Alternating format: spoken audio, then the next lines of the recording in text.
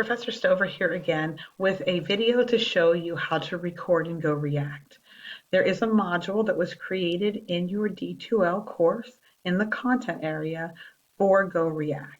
In that module, you're going to find the assignment link, so what you're going to use to actually do your recording, as well as the link to this video, some other videos, and Go React has a very helpful help desk, and so there's a link to that.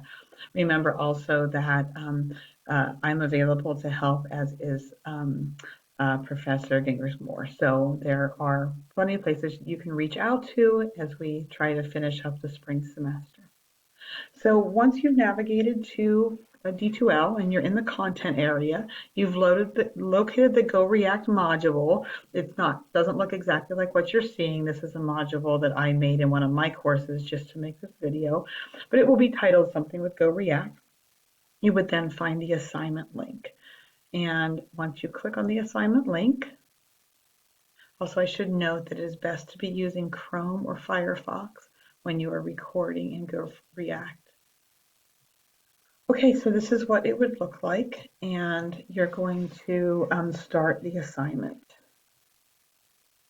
You would want to title it. I always recommend to my students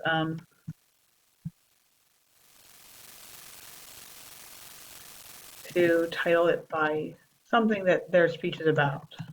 And I can't type well. When you click on the presenters button, you will see that there are people, your name should appear, and you can select yourself as the presenter. That's just going to change a little bit the way that it's displayed once you after you're done recording. If you don't associate yourself as a presenter, it's okay. You'll still be able to get to your recording. With Go React, you can add your visual aid, and it's really a very simple process. If you made your PowerPoint or if you use Google Slides, what you will need to do is to save that as a PDF file prior to recording. Only PDF files are supported with Go React. So here's where you would click this button to add the PDF slides. And I'm going to just randomly choose something from my computer. So obviously if you are when you're doing this and you're saving it, make sure that you save it somewhere where you can remember where to find it once you need it. And again, only PDF files. Okay, once you've selected it, you can hit start, and that will begin to upload. It does process just for a few seconds. It usually doesn't take too long. From here, you can hit continue.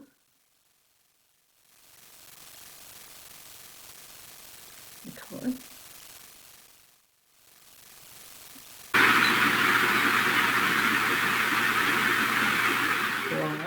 So I'm going to ask if it's going to allow to use the camera and the microphone. Okay. Yeah.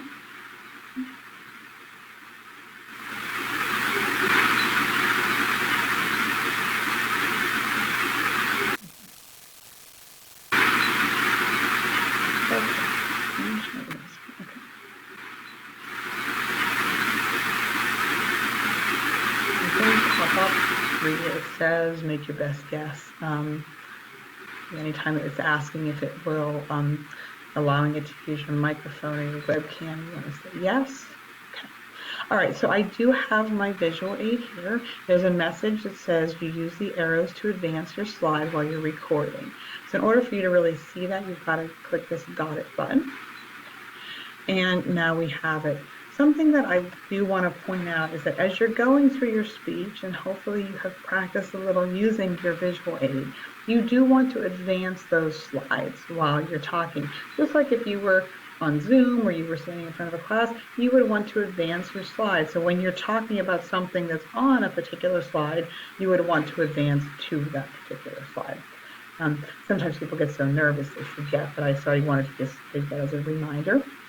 What happens then in the recording is that it will kind of timestamp it, and then it will the slide will automatically move.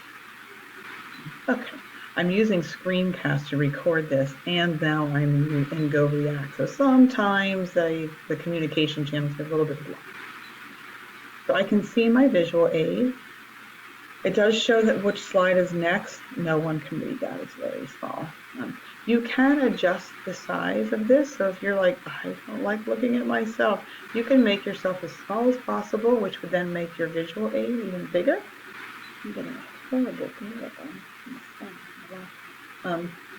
Okay, so yeah. So you can adjust the size if you're like, oh, okay, do I look all right? Do I want to, most people don't want to do that. I was talking about the glare from the screen, and that's evidence. So you can adjust that size of that.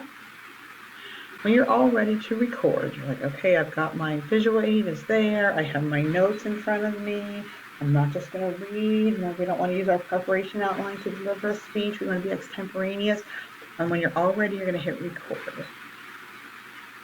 And then you're going to go through your speech. You're going to do your whole speech. So today I'm going to talk to you about choosing a speech topic, and you talking about, you're going through your introduction, you're doing what you're doing. You're like, oh, I got to advance my slide. And so you're going to click that button to advance. And you're just going to keep, as you go through the speech, you're going to click through to advance your slides. Do that.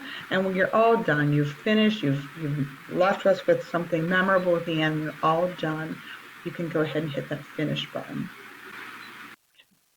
If you're ever asked to post the video, always post the video. In some browsers it asks, and some it doesn't. I will often have students ask me, is my video there? I recorded it, but I'm not sure if it's there or not. And I will tell you that if you can see it, then the rest of us can see it. One last thing that I do want to tell you is that you'll notice here it says recordings.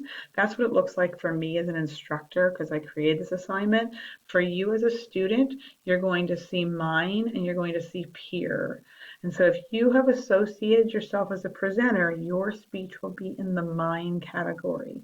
If you did not, your speech will be in the peer category. And the peer category is where you will also find everybody else from your class.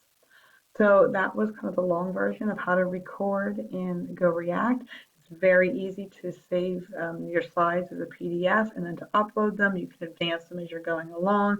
It timestamps them, and then when we go back and listen to it, or you go back and listen to it, those slides will just be moving with it, and we'll be able to hear everything. Go in, check your recording when you're done, and if you know, make sure that everything sounds okay. If it doesn't, go just delete it out of there and start again. So that's one of the benefits, I guess, of a recorded speech. So hopefully that helps you a little bit. And remember, we're here if you have any questions.